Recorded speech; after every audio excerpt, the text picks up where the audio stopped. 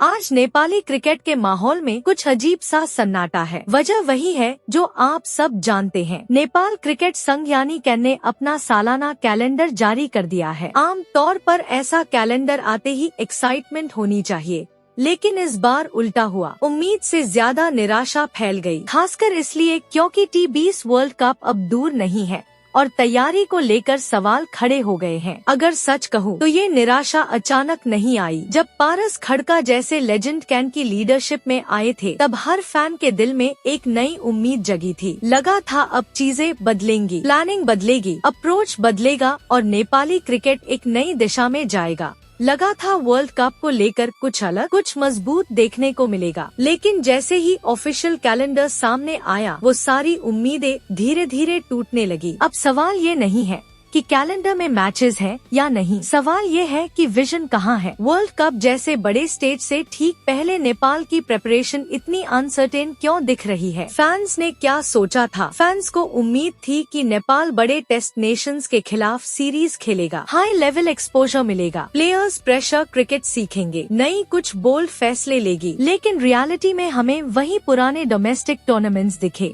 कोई भी big international series confirm नहीं दिखी। हाँ, ये मानना पड़ेगा कि कैलेंडर पूरी तरह खाली भी नहीं है। नेपाल प्रीमियर लीग है, PM कप है, ODI स्टेटस बचाने के लिए लीग 2 के मैचेस भी हैं, जो जरूरी हैं। ऑस्ट्रेलिया का टॉप एंड T20 टूर्नामेंट भी है। कैन का कहना है कि उनकी इंटेंशन गलत नहीं है। पारस खड़का खुद कह चुके हैं कि मॉनसून से पहले 2 टेस्ट नेशंस को नेपाल बुलाने की कोशिश चल रही है। लेकिन फैन के मन में सवाल फिर भी रह जाता है, अगर कोशिश सच में हो रही है तो वर्ल्ड कप से ठीक पहले एक भी बिग सीरीज कंफर्म क्यों नहीं हो पाई? इसके पीछे प्रैक्टिकल रीजंस भी हैं। बड़े टेस्ट नेशंस का स्केड्यूल सालों पहले FTP में तय हो जाता है। लास्ट मोमेंट पर जाकर सीरीज मांगना आसान नहीं होता। ऊपर से कैन का ध्यान NPL और वर्ल्ड कप क्वालिफायर्स की होस्टिंग पर ज्यादा रहा। शायद इसी वजह से मेंस टीम की प्रिपरेशन पीछे रह गई। आज हालत ये है कि नेपाल को वर्ल्ड कप की तैयारी के लिए इंडिया जाकर लोकल स्टेट टीम्स के साथ प्रैक्टिस मैचेस खेलने का प्लान बनाना पड़ रहा है। सोचिए, जहां सपना था टेस्ट नेशन से भिड़ने का, वहाँ अब स्टेट टीम्स के साथ खेलना मजबूरी बन चुका है। और समस्या सिर्फ सीनियर टीम तक सीमित नहीं है। अ टीम जो फ्यूचर की नींव होती है,